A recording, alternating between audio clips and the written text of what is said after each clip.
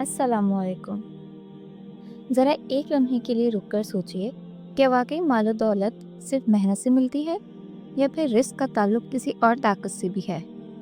और क्या आपने कभी गौर किया है कि बाज़ लोग कम मेहनत के बावजूद आसूदा होते हैं और बाज़ लोग दिन रात मेहनत करने के बावजूद तंगदस्ती में मुब्तला रहते हैं? इस्लाम हमें ये सिखाता है कि रिस्क सिर्फ कमाई का नाम नहीं बल्कि अल्लाह की अता है, और जब अल्लाह अता करता है तो बगैर हिसाब देता है।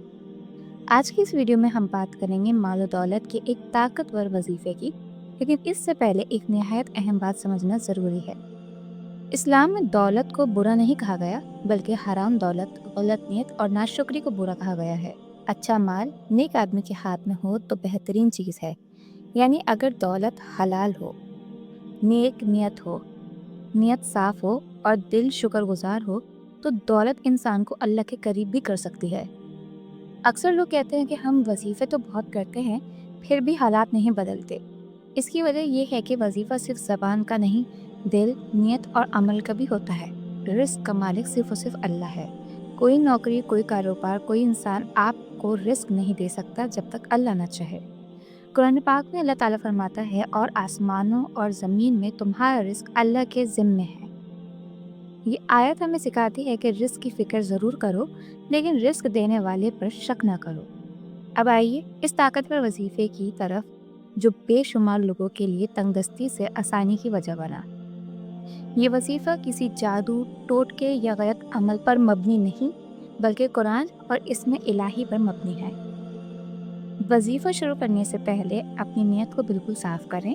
दिल में ये नियत करें कि या अल्लाह, मैं ये वजीफा इसलिए कर रहा हूँ ताकि तू मुझे हलाल रिस्क अता फरमाए, मुझे कर्ज से निजात दे और मैं अपनी और अपने घर वालों की ज़रूरियात इज्जत के साथ पूरी कर सकूं। याद रखें, हराम नियत के साथ किया गया कोई वजीफ़ा कबूल नहीं होता। दूसरा उसूल इस्तग़फ़ार। मालो दौलत के दरवाजे खोलने की सबसे बड़ी कुंजी इस्तग़फ़ार है। अल्लाह ताला कुरान में फरमाता है, इस्तग़फ़ार करो, अल्लाह तुम पर आसमान से बारिश बरसाएगा और माल और औलाद में इजाफा फरमाएगा। ये कोई आम बात नहीं, ये अल्लाह का वादा है। लिहाजा रोज़ाना कम से कम 100 मरतबा दिल से पढ़ें, अस्तग़फ़िरुल्लाह रब्बी मिन कुल्लि ज़ंबिन व अतूबु इलैह। तीसरा और ताकतवर वजीफ़ा मालो दौलत के लिए।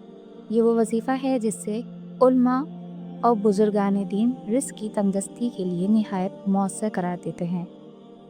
नमाज फ़जर के बाद बावज़ू होकर खामोश जगह बैठ जाएं। पहले 11 मरतबा दुरूद इब्राहिमी पढ़ें, फिर 111 मरतबा या रज़ाको या वसीउ या गनियो।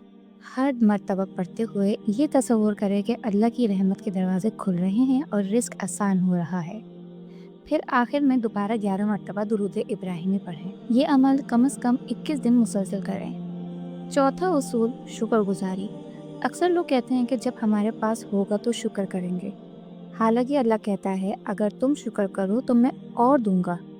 यानी पहले शुक्र, फिर इजाफा। रोज़ाना कम से कम 1 मरतबा दिल से, या अल्लाह, मैं तेरे दिए हुए थोड़े पर भी शुक्र अदा करता हूँ। ये जुमला रिस्क के बंद दरवाजे खोल देता है। पांचवा उसूल सदका। सदका देने से दौलत कम नहीं होती बल्कि बढ़ती है। नबी करीम सल्लल्लाहु अलैहि वसल्लम ने फरमाया, सदका माल को कम नहीं करता, चाहे रोज़ाना 10 रुपए हों या हफ्ते में एक बार, लेकिन सदका ज़रूर करें। सदका खामोशी से दें, नियत अल्लाह को दिखाने की हो, लोगों को नहीं। एक अहम बात, ये वजीफ़ा किसी इम्तिहान, किसी शर्त या किसी जादू की तरह नहीं, ये अल्लाह से मांगने का सलीका है। बाज़ लोगों को 7 दिन में आसानी मिलती है, बाज़ को 21 दिन में, और बाज़ को इससे ज़्यादा वक्त लगता है, लेकिन जो मायूस नहीं होता वो महरूम नहीं होता। चंद एहतियाती बातें: हराम कमाई से मुकम्मल परहेज़, नमाज की पाबंदी, वालिदैन की दुआ लेना, किसी का हक ना दबाना। ये सब चीज़ें वजीफे को ताकतवर बना देती हैं। आखिर में एक निहायत खूबसूरत बात, दौलत अगर अल्लाह की रज़ा के साथ मिले तो वो नेमत है, और अगर अल्लाह को भुला दे तो वो आजमाइश बन जाती है। लिहाजा अल्लाह से दौलत भी मांगे और हिदायत भी। अगर आप ये वजीफ़ा यकीन, सब्र और तसल्सल के साथ करेंगे तो इंशाअल्लाह आप खुद अपनी ज़िंदगी में तब्दीली महसूस करेंगे। मैं उम्मीद करती हूँ आपको ये वीडियो अच्छी लगी होगी। इस वीडियो को सदका जारी की नियत से अपने फैमिली मेम्बर्स में ज़रूर शेयर करिएगा। चैनल को सब्सक्राइब करना बिल्कुल भी मत भूलिएगा। ملتے ہیں اگلی ویڈیو میں، اپنا خیال رکھیے گا، اللہ حافظ۔